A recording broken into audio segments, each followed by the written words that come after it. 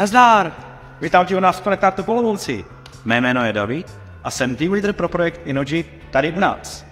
Hledáš novou práci? Tak jsi na tom správném místě. Chceš vidět víc? No tak pojď za mnou.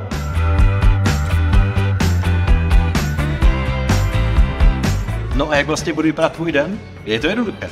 Budeš přijímat hovory od zákazníků Inoji, kde budeš upravovat zálohy, případně nějaké smlouvy a zkrátka jim budeš bruset.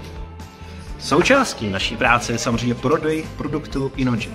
Jak zákazníkům, tak nezákazníkům. Zkrátka, aby jsme jim ušetřili peníze a čas. No a jak to teďka máme? Výborně, Karle, super práce.